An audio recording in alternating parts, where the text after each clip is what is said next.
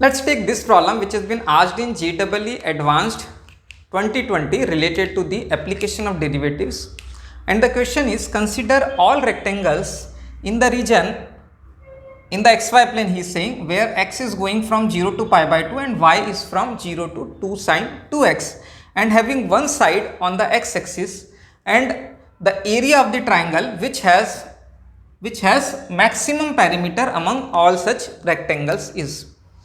This means what? We have got a xy plane.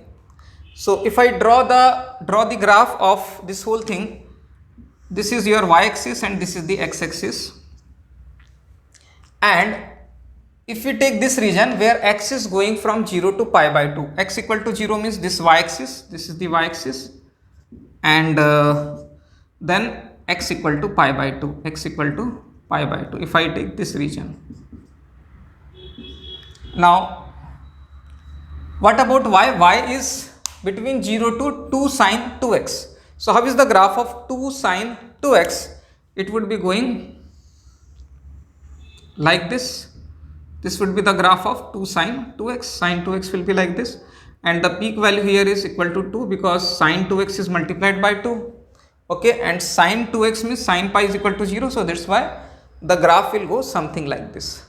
Now he is telling us to consider all the rectangles in this particular region. So in this region I can draw infinite such rectangles. Okay, now here out of those rectangles I have to find out that rectangle which is having the maximum perimeter. Okay, which is having the maximum perimeter. So let us say this is one such rectangle which has got the maximum perimeter,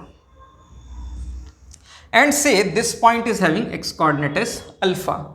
So if this point is having x coordinate alpha, what will be the y coordinate? Y coordinate will be 2 sine 2 alpha. So this is 2 sine 2 alpha. This point is this one. Now because of this figure is a rectangle, so it is symmetrical about this line. So whatever be this distance, same will be this distance. So if this distance is alpha, here also it is alpha. So this comes pi by 2 minus alpha. So this rectangle will be having length is equal to this distance, which is pi by 2 minus alpha, that is pi by 2 minus 2 alpha, and this distance will be equal to, if I say this height will be equal to 2 alpha minus 0, which is equal to 2 sine 2 alpha minus 0, which is 2 sine 2 alpha. Okay, now what is the perimeter of the rectangle? Is equal to the 2 times the sum of the sides. So 2 times sum of these two values, which is equal to pi by 2 minus 2 alpha plus 2 times sine 2 alpha. Say this is one perimeter function.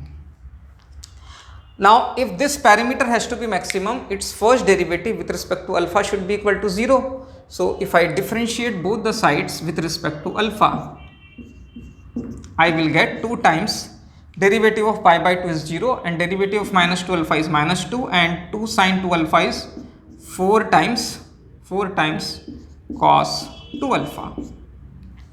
So this is dp by d alpha. Now this dp by d alpha should be equal to 0 in order to have maximum perimeter. Now what I get from here is 4 cos 2 alpha is equal to 2. So cos 2 alpha is equal to 1 by 2. So 2 alpha will be equal to pi by 3. That means alpha should be equal to pi by 6 in order to maximize this p. Now how will we say that it is maximum only? If you differentiate it second time, your d square p upon d alpha square, if I differentiate this value, minus 2 derivative is 0. So this is 2 times derivative of 4 cos 2 alpha is minus of 8 sine 2 alpha. If you put alpha is equal to pi by 2, sine pi by 3 is root 3 by 2. So this entire thing becomes negative. So second derivative is negative, means this will correspond to maxima only. So this value of alpha is corresponding to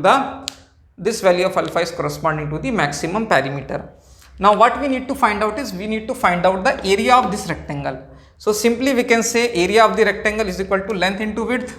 So in this case, the product of these two sides, which is equal to pi by 2 minus 2 alpha multiplied by 2 sine 2 alpha. Now I will simply put the value of alpha. So alpha is pi by 6, so pi by 2 minus pi by 6 into 2, which is equal to pi by 3 multiplied by 2 times sine of 2 alpha. So 2 alpha means 2 into pi by 6, which is equal to pi by 3, which gives me pi by 2 minus pi by 3 is pi by 6 multiplied by 2 into sine pi by 3 is root 3 by 2. So this 2 is cancelled, and if I compare with the options, if I write 6 as